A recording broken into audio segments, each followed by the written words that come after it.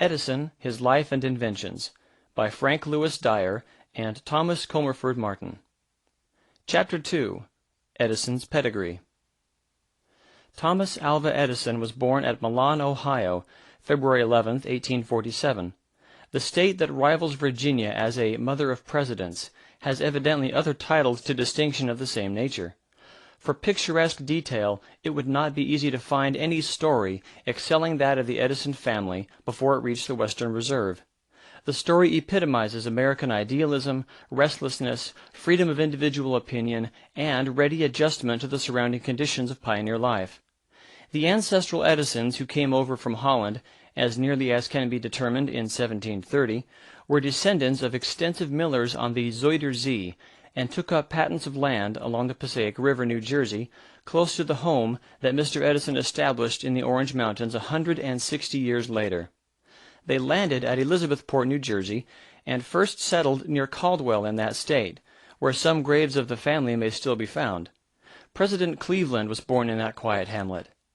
It is a curious fact that in the Edison family the pronunciation of the name has always been with the long E sound, as it would naturally be in the Dutch language.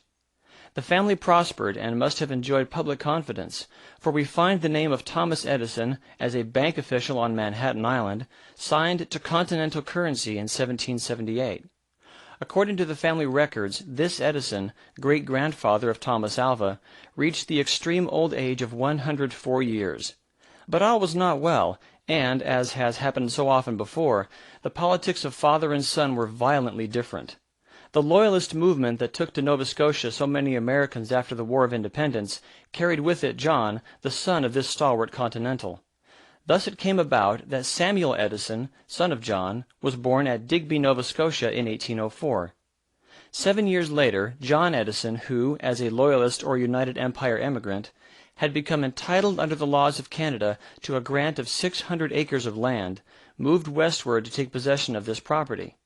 He made his way through the state of New York in wagons drawn by oxen to the remote and primitive township of Bayfield in Upper Canada on Lake Huron.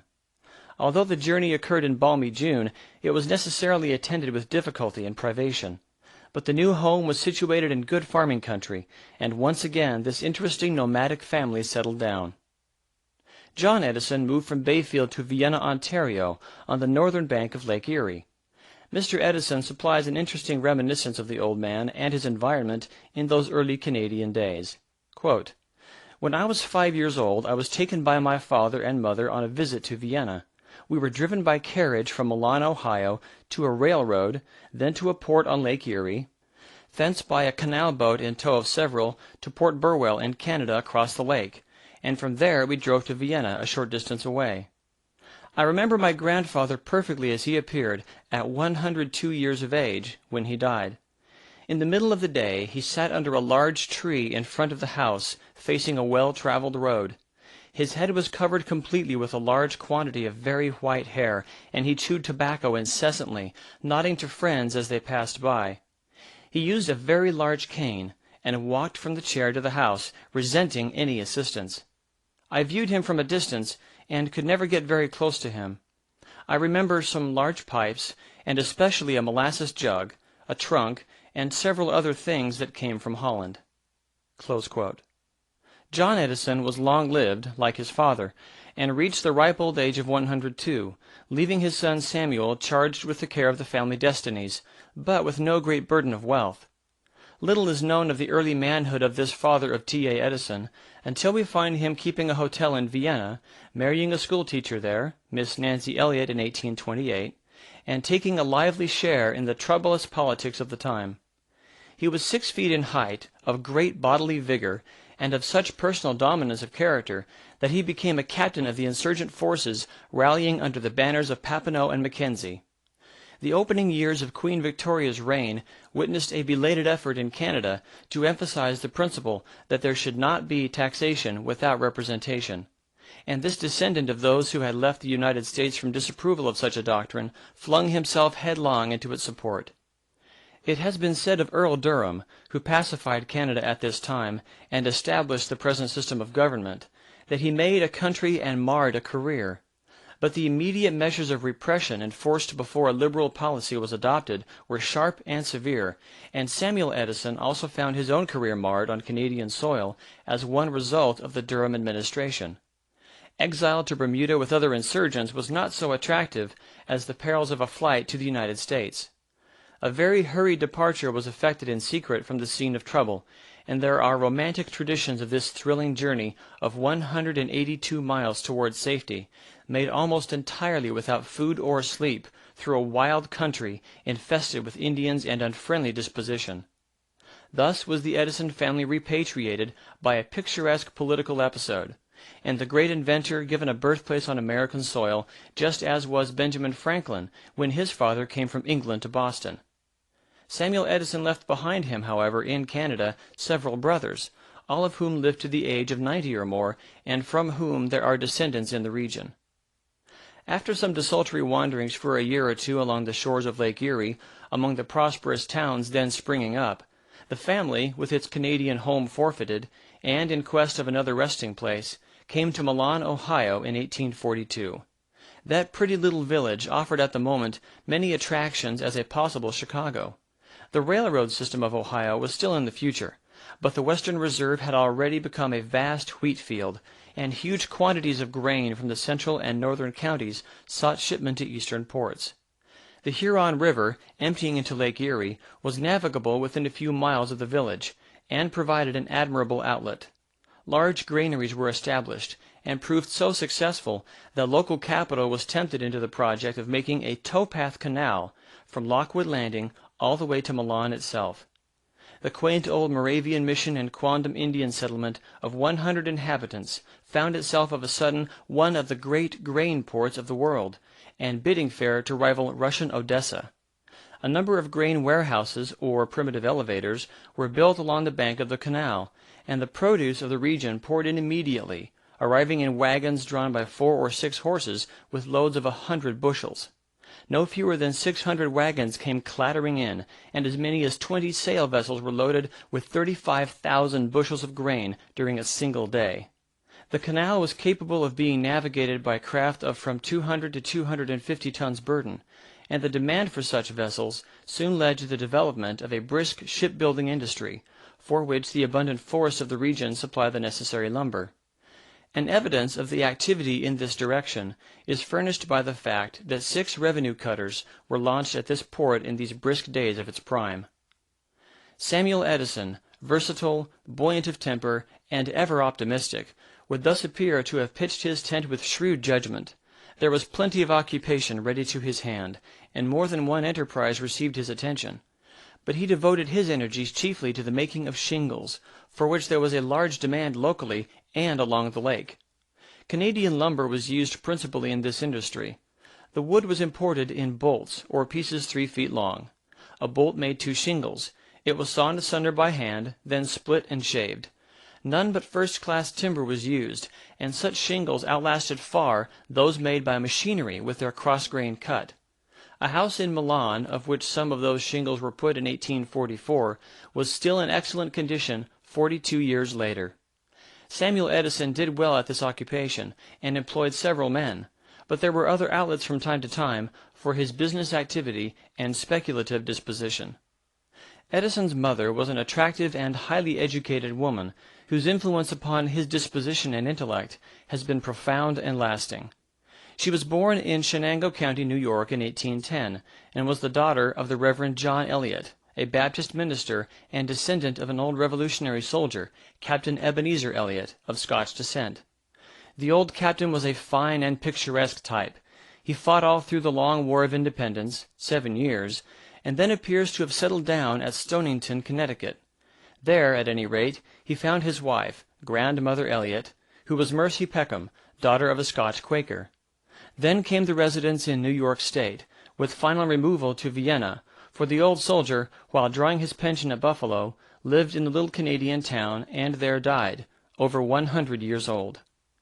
The family was evidently one of considerable culture and deep religious feeling, for 2 of Mrs. Edison's uncles and 2 brothers were also in the same Baptist ministry. As a young woman she became a teacher in the public high school at Vienna, and thus met her husband, who was residing there. The family never consisted of more than 3 children, 2 boys and a girl. A trace of the Canadian environment is seen in the fact that Edison's elder brother was named William Pitt, after the great English statesman. Both his brother and the sister exhibited considerable ability. William Pitt Edison, as a youth, was so clever with his pencil that it was proposed to send him to Paris as an art student. In later life he was manager of the local street railway lines at Port Huron, Michigan, in which he was heavily interested. He also owned a good farm near that town, and during the ill health at the close of his life, when compelled to spend much of the time indoors, he devoted himself almost entirely to sketching. It has been noted by intimate observers of Thomas A. Edison that in discussing any project or new idea, his first impulse is to take up any piece of paper available and make drawings of it. His voluminous notebooks are a mass of sketches. Mrs. Tanny Edison Bailey, the sister, had, on the other hand, a great deal of literary ability, and spent much of her time in writing. The great inventor, whose iron endurance and stern will have enabled him to wear down all his associates by work sustained through arduous days and sleepless nights, was not at all strong as a child, and was of fragile appearance.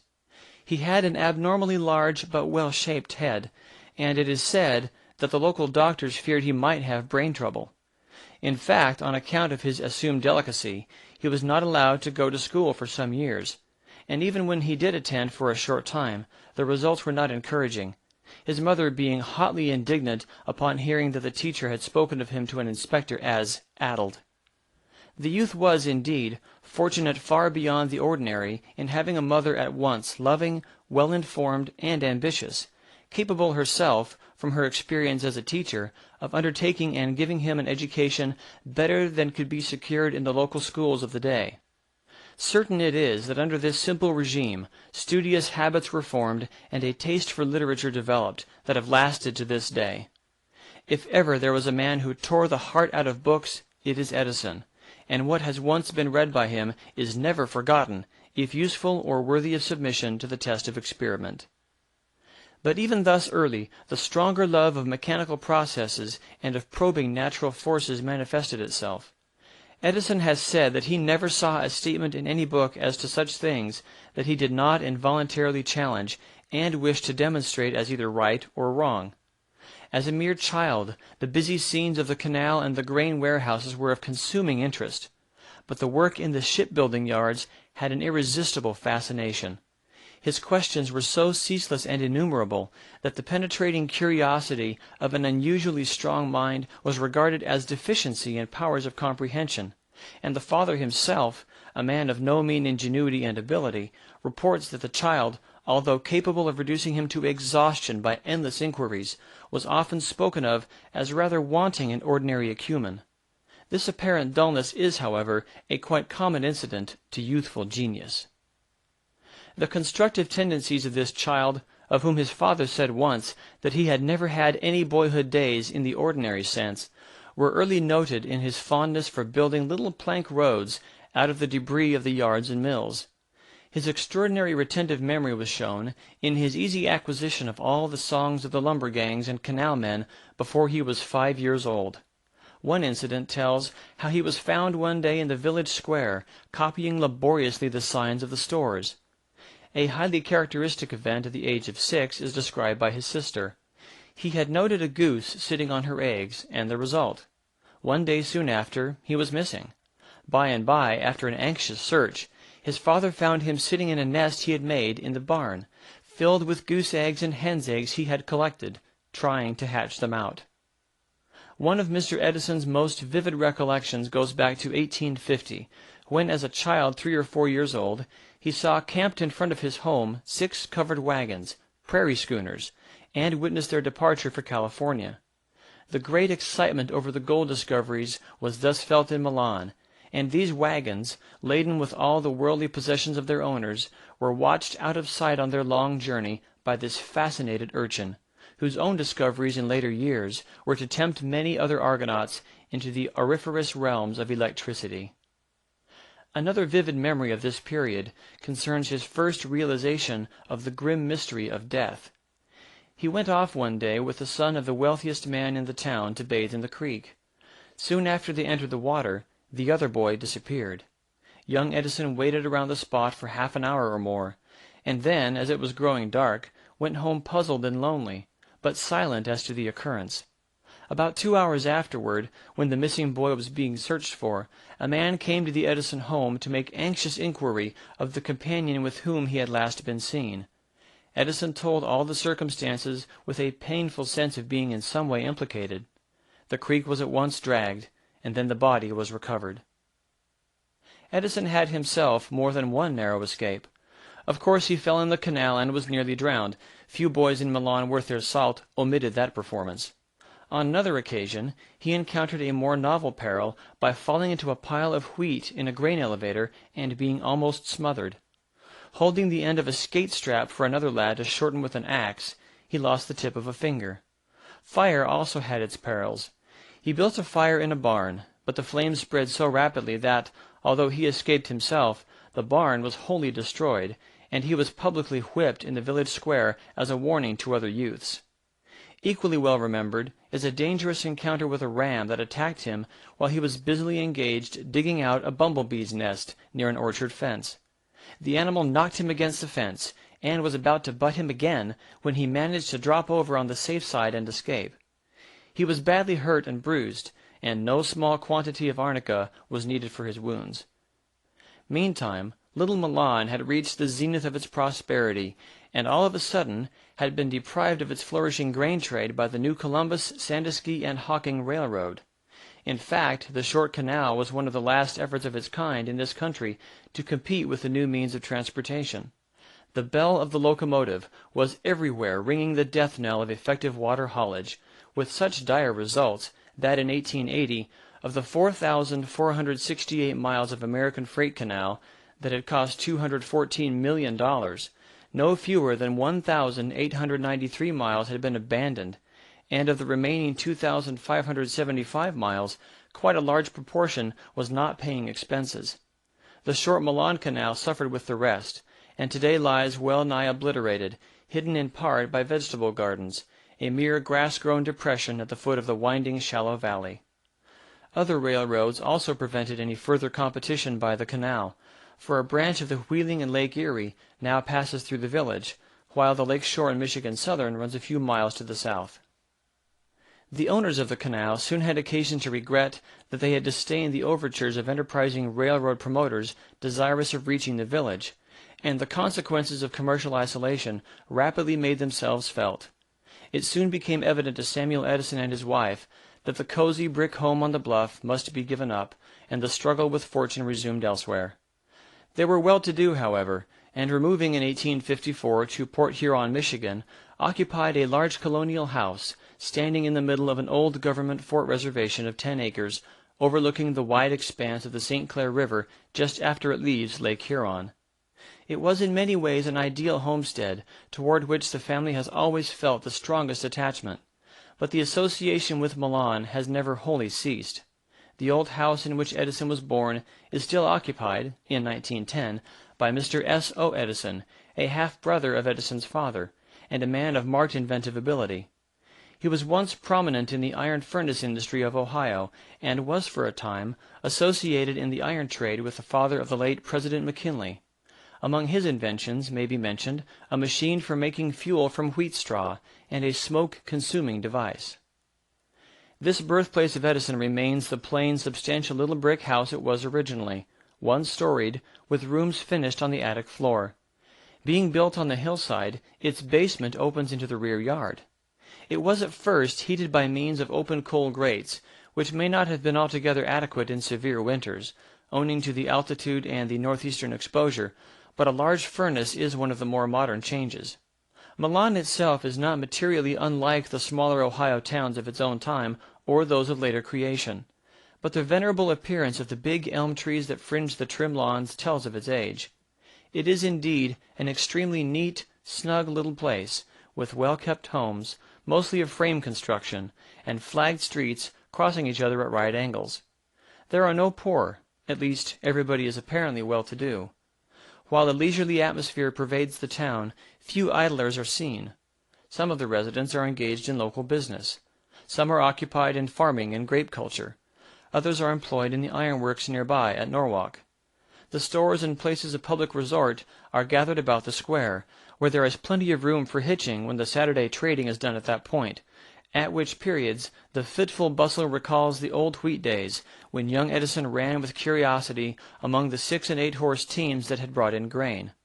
This square is still covered with fine primeval forest trees, and has at its center a handsome soldier's monument of the Civil War, to which 4 paved walks converge.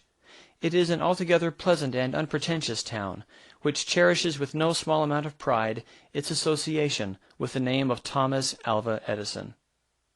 In view of Edison's Dutch descent, it is rather singular to find him with the name of Alva, for the Spanish Duke of Alva was notoriously the worst tyrant ever known to the Low Countries, and his evil deeds occupy many stirring pages in Motley's famous history. As a matter of fact, Edison was named after Captain Alva Bradley, an old friend of his father and a celebrated shipowner on the lakes. Captain Bradley died a few years ago in wealth, while his old associate, with equal ability for making money, was never able long to keep it, differing again from the revolutionary New York banker from whom his son's other name, Thomas, was taken. End of chapter 2.